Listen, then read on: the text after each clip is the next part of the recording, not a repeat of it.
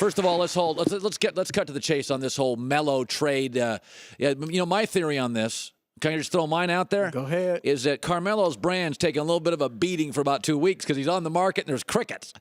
And somebody on Melo's side, like, I got to get something out there to protect my guy. Everybody wants Melo. I don't buy Melo's going to Cleveland. Do you? No, I do think it came from Melo's camp. Okay, that's what I see. Yeah. And I do believe LeBron because I think you did the same. I made some calls after this story came out and was told in no uncertain terms, completely false. That's what I was told. And I believe it because it doesn't make basketball sense. Now, we can argue who's the better player, right. Melo or Love. I think it's arguable. And maybe Melo would win that argument. But Love does things for the Cavaliers that Melo would not do. Rebound, stretch the floor. Yep. Accept his role. Now he's accepted it. And Melo, it's tough to go from first option to third option. Let me just say this. You just brought up a point that doesn't get brought up. We know that Kevin Love would literally, if you told him, I need 15 boards tonight, he'd get you 13. Yep. Like Melo won't. That Carmelo don't want to shoot these threes. This has been an issue that you brought up. Love isn't worried about shooting percentage. Love will go out and shoot threes. You told me this. I was surprised. Carmelo don't want to shoot him.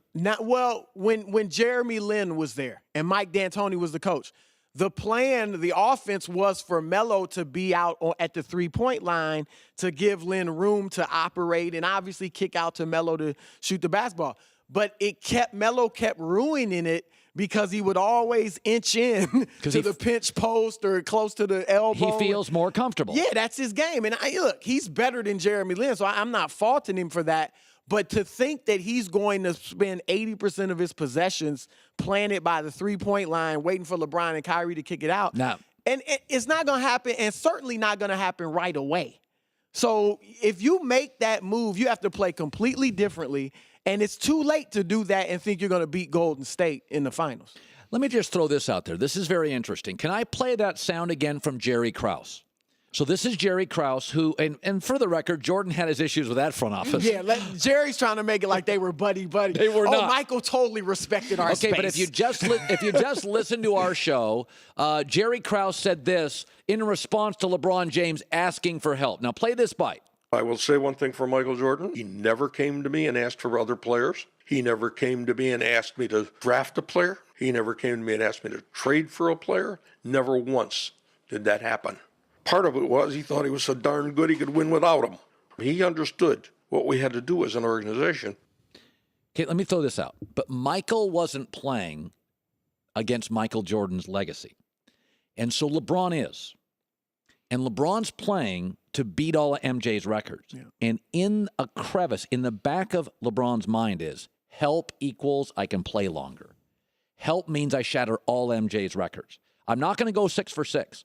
So if LeBron can get help in his mind, like Brady, it will extend me to a 20-year career, and I will therefore shatter everything Michael does. I'm not saying it's true. I'm just saying that may be his thinking. But some of it, I think some of that is true. I think LeBron is looking at the landscape and saying, I don't want to be 3-5 in the finals, or 3-6 in the finals, or 3-7. I mean, who in the East is beating Cleveland in the next few years? So he can conceivably keep getting back and conceivably keep losing. Because now he's just chasing history. Exactly. It's all about those finals, and that's it. Now, another part of it is that I think this is just LeBron's personality. There are people that will tell you when he was growing up in Akron that he always liked playing on the AAU team with the best players. Obviously, he was the best player, but he always liked having great players. I don't think I don't think that's a fault. I mean, his game is like that. Yeah, no, he's more of a passer. He's and more a sharer. magic than MJ. Exactly, and that's so he's different than Michael completely. And look, Michael did not. To Jerry Krause's point, Michael didn't throw his weight around like LeBron does. In all sorts of ways. Number one, Michael didn't speak on social issues. LeBron does. You know, he campaigned for Hillary Clinton, for goodness sake. That didn't go well. Especially in Ohio, surprisingly, right? But, so LeBron will do that. Jordan was never the highest paid player on the Bulls until his last 2 seasons there. when they gave him those mammoth contracts. That's not going to happen with LeBron James. Jordan saw himself first and primarily, I'm a basketball player. And everything else just came with it. LeBron, obviously, first and foremost, a basketball player, but he's doing business. I mean, he's a business mogul right now. And a social discusser. Exactly. So he does not want, he's never wanted you to put him in a box and say, you're a player, you can't do this. Look at his history. You're a player, you can't put together a team. No, why can't I? If the GM or the owner can put together a super team, I can do it. So he leaves Cleveland and goes to Miami. You can't hire your childhood friends who didn't go to law school, didn't graduate from college to be your business manager and your agent. Why can't I? And now those guys are moguls in their own field. So he is not going to – he's different than Michael in that regard. Listen, they're different from their childhoods. One had a very strong relationship with his father. LeBron has a very different path. And so, I mean, from the very beginning, what a shock. One, I could argue, one was a little bit more of a taker. One's a little bit more of a giver. I mean, it's almost like, it's not that LeBron's more passive than Michael, but in a weird way, he sort of is. His personality, I mean, like...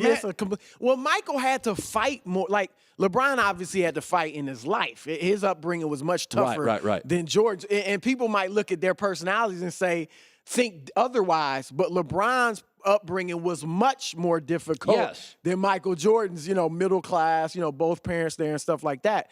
But LeBron was a basketball prodigy from the time he picked up a basketball. Michael, we all know the story, cut from the varsity team as a sophomore, but he had to fight for it. It's really interesting is what a shock that Michael Jordan plays with that Brady chip. Yep. Okay, so Michael did have more of a fight coming up where LeBron was anointed king, had a Nike contract before he stepped in the league. So, I mean, a lot of times we compare people. Peyton Manning grew up differently than Brett Favre, though both grew up in the South. Yep. One grew up with a regal American football patriarch family, right? Yep. So sometimes I think we forget all of us are how we were raised. Michael and LeBron are different personalities, one more of a giver, one more... I remember when Michael broke into the league, they called him the Tiger. He was just relentless. Oh, yeah. I mean... He wore out... Listen, go ask Orlando Woolridge or... Like, his first teammates and coaches, he was rough. He was tough. Kobe Bryant was not as good as Michael, but he was almost like a facsimile of Michael Jordan. Obsessed. And he was very similar to Mike. And he didn't, even though he was a great high school player, obviously, he wasn't like LeBron on that level, and so similarities there.